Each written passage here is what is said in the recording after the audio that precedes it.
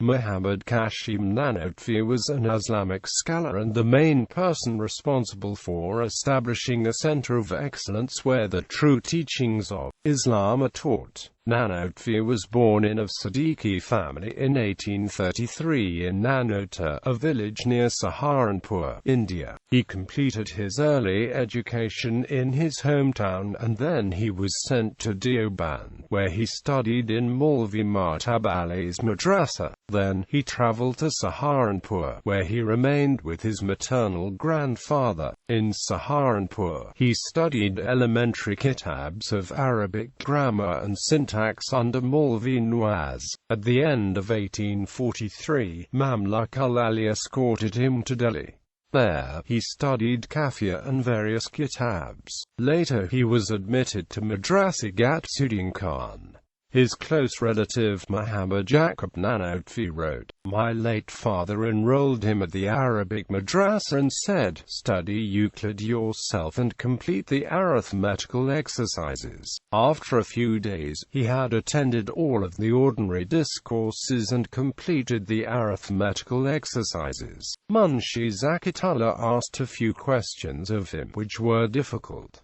Because he was able to solve them, he became well known. When the annual examination drew near, he did not write it and left the madrassa. The whole staff of the madrassa, particularly the headmaster, regretted this very much. Prior to his enrollment at madrassa.Then, he had studied kitabs on logic, philosophy, and scholastic theology under Mamluk Ali at his house. He joined a study circle, which possessed a central position in India with regards to the teaching of the sciences of the Quran and Hadith. He studied Hadith under Abdul Ghani Mujaddidi. After the completion of his education, he became the editor of the press at Matbar-e-Ahmadi. During this period, at Ahmad Ali's insistence, he wrote a scholium on the last few portions of Sahih al-Bukhari. Before the establishment of Darul Uloom Deoband, he taught Euclid for some time at the Charter Masjid. His lectures were delivered within the printing press.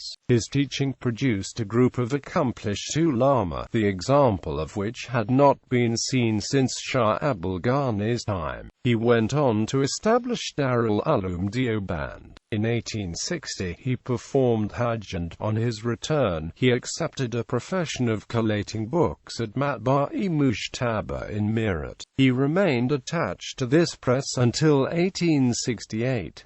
He performed Hajj for the second time and thereafter, he accepted a job at Matbar-e-Hashimi in Meerut.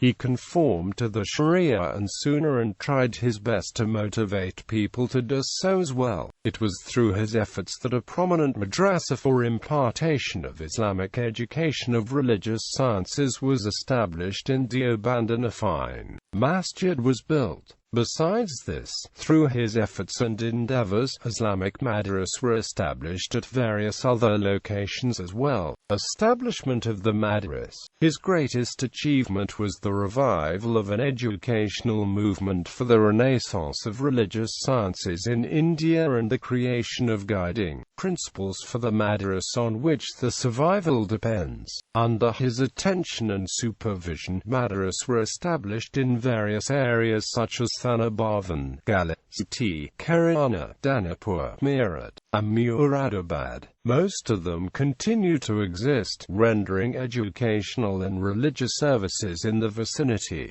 During his lifetime, Christianity began to rise in India and prodigious efforts were made to convert the people of India to Christianity in every possible way. When he, during his sojourn in Delhi, witnessed this situation, he ordered his pupils to stand in the bazaars and deliver sermons against Christianity. One day, he himself, without introduction of the statement of his name, attended a gathering and repulsed Christianity publicly in the bazaar. On May 8, 1876, a Fair for God consciousness was held at Chandapur village, near Shahjahanpur, under the auspices of the local Zamindar, Lal Kabir Panthi, under the management of Padre Knowles, and with the support and permission of the collector of Shahjahanpur. Saharanpur, Mr. Robert George. Representatives of all the three religions, Christian, Hindu and Muslim, were invited through posters to attend and prove the truthfulness of the respective religions.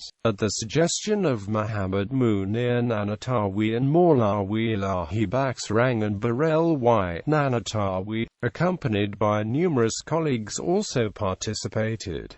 All these ulama delivered speeches at this fair, causing the desired effect, in repudiation of the doctrine of Trinity and polytheism, and on affirmation of divine unity. He Nanotvi spoke so well that the audience, both those who were against and those who were for him, were convinced. One newspaper wrote, in the gathering of the 8th of May of the current year, Muhammad Qasim gave a lecture and stated the merits of Islam. The Padre Sahib explained the Trinity in a strange manner, saying that in Allah are found three attributes: length, breadth and depth, and thus Trinity is proven in every way. The said Maulvi Sahib confuted it promptly. Then, while the Padre Sahib and the Maulvi Sahib were debating regarding the speech, the meeting broke up, and in the vicinity and on all sides arose the outcry that the Muslims had won. Wherever a religious divine of Islam stood, thousands of men would gather around him. In the meeting of the first day, the Christians did not reply to the objections raised by the followers of Islam, while the Muslims replied the Christians word by word and won. Next year this fair was held again in March 1877.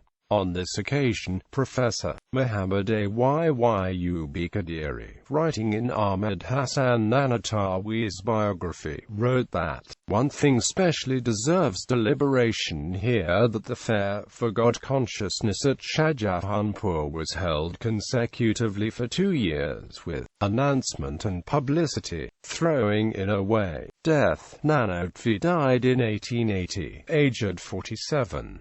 His grave is to the north of the Darul Uloom. This place is known as Qabristan-e-Kashimi, where countless Deobandi scholars, students, and others are buried. Further readings: Head Autobiography of Maulana Qasim Nanotvi Ra. Ajwaba Kamila by Maulana Qasim Nanotvi Ra. Related books on archive.org. Deoband Madrassa website. Deoband fan site.